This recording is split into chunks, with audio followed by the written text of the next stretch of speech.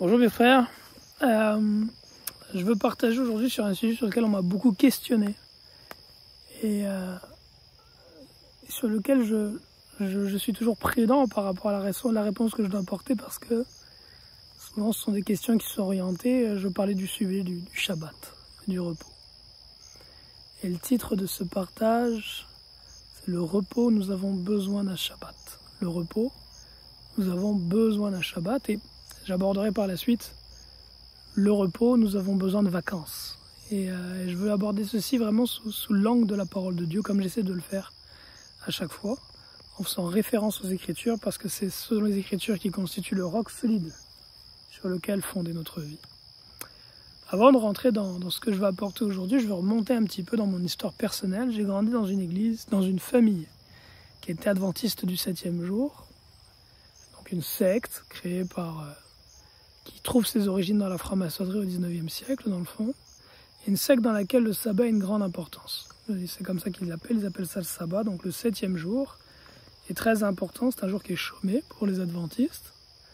Je ne peux pas dire que c'est un jour où ils se reposent, parce que souvent ils se lèvent très tôt le matin pour aller à l'église, ils ont toutes sortes d'activités d'église ce jour-là, et bien souvent c'est plus un jour qui est fatigant qu'autre chose, mais en tout cas c'est un jour où ils ne travaillent pas.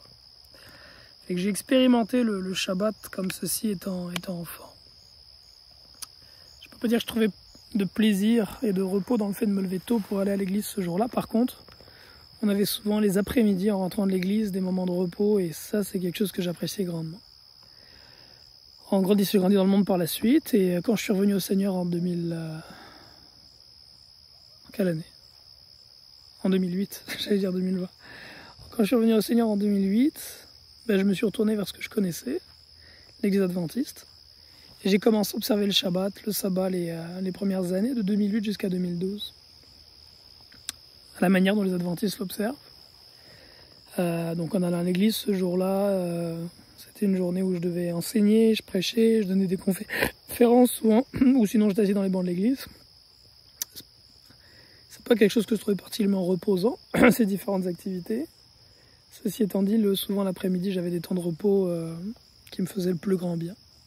Puis en 2012, le Seigneur m'a ouvert les yeux, m'a fait réaliser que tous ceux qui sont sous la loi sont sous la malédiction de la loi. Non, pas 2012, excusez-moi, 2014. 2013, 2014, c'est dans cette période que le Seigneur m'a ouvert les yeux sur le fait que tous ceux qui sont sous la loi sont sous la malédiction de la loi et que le Seigneur a commencé à me délivrer peu à peu de ce joug de la loi de Moïse sur lequel j'étais. Pas simplement le Shabbat, mais j'ai porté les tzitzit, je mangeais simplement des viandes pures, selon l'Ancien Testament. Je cherchais à me confondre, me confondre, c'est comme ça le terme, oui. Non, pas confondre, en tout cas, je cherchais à me mettre en accord avec les enseignements de l'Ancien Testament, jusqu'à ce que le Seigneur m'ouvre les yeux et me fasse réaliser que je ne pouvais pas marcher dans l'Ancienne Alliance et la Nouvelle à la fois. Il y avait un choix à faire, soit je marchais dans la Nouvelle Alliance qui est en Jésus-Christ, acceptant que lui a été ma justice à la croix et m'a libéré de l'acte dont les ordonnances me condamnaient, ou soit je continuais à suivre Moïse, mais en me privant de la grâce, parce qu'ils sont privés de la grâce tous ceux qui cherchent leur justification dans la loi, dit la parole de Dieu. À ce sujet-là, je vous encourage beaucoup à étudier le livre de Galates. Et donc, lorsque le Seigneur m'a affranchi de ces choses-là, les tzitzit, les franges que je portais au coin de mes vêtements, les sabbats annuels, les hebdomadaires que j'observais religieusement, les viandes, toutes ces choses-là, lorsque Dieu m'a affranchi de ça, j'ai tout simplement arrêté d'observer le sabbat. Et pendant plusieurs années, j'avais plus de jour en particulier pour le repos. Ça s'est soldé par le fait qu'à un moment donné, je commençais à être vraiment, vraiment fatigué. Parce qu'on a besoin de repos. On a besoin de repos. L'homme a besoin de repos. On a besoin de repos. Et dans un premier temps, j'ai arrêté d'aller dans les activités d'église que j'avais le samedi notamment. Je faisais une sorte d'école de théologie qui me fatiguait beaucoup. Mais je remplaçais ça par d'autres activités de bricolage ou autres à la maison. Puis au bout d'un moment, il y a quelques années, j'ai réalisé que j'avais vraiment besoin d'un jour de repos. Un jour de repos.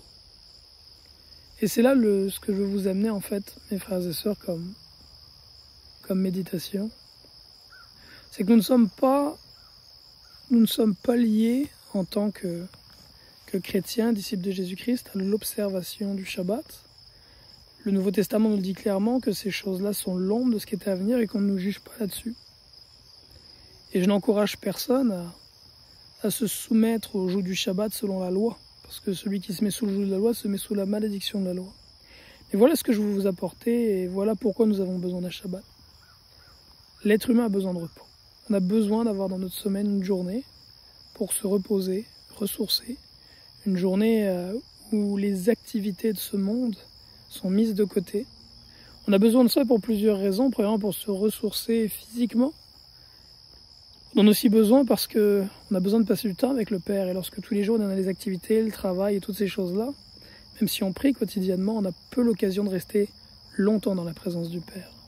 Et une journée où il n'y a pas d'activité à l'agenda, c'est le meilleur moment pour pouvoir réellement rester longtemps dans la présence du Père et entendre de lui. Donc ça fait partie des raisons pour lesquelles on a besoin de repos. Et sans ça, on finit par s'éloigner spirituellement, par faire un burn-out physiquement, mentalement.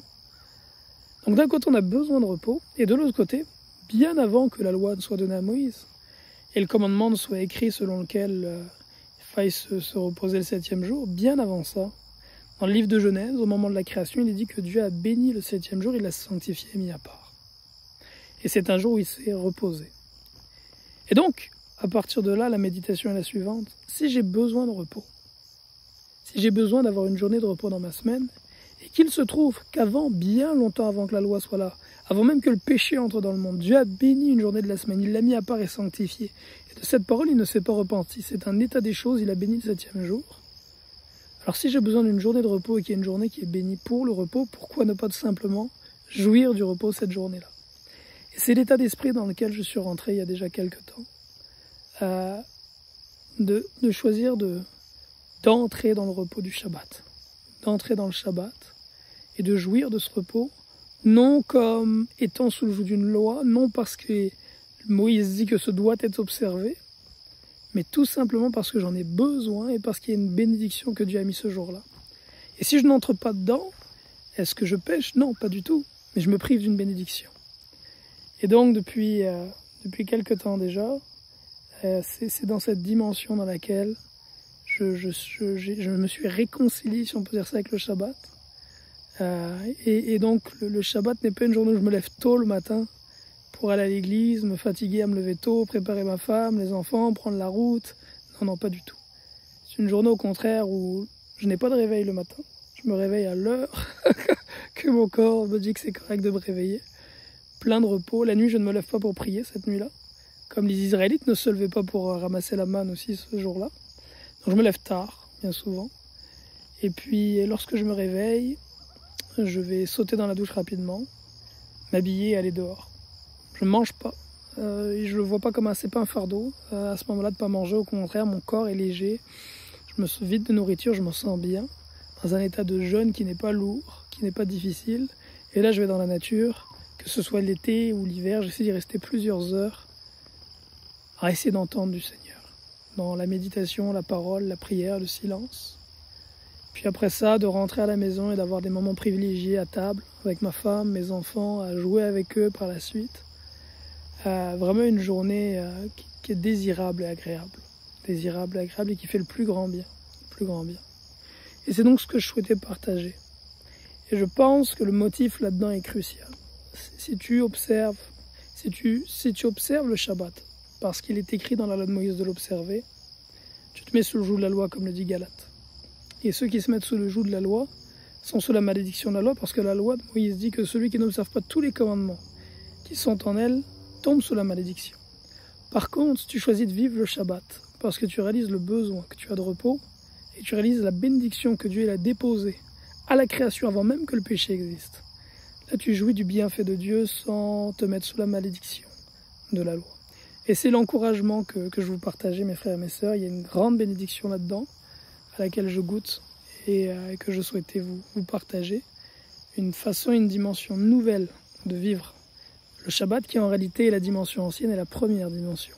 Parce que si le commandement est arrivé sous la loi, c'est très probablement justement parce que les hommes n'avaient pas réalisé la bénédiction immense que nous avons de bénéficier de ce jour-là. Alors nous qui sommes sous la grâce et non sous la loi, réalisons le besoin que nous et nos familles avons de repos et entrons dans le repos, dans le Shabbat du Seigneur.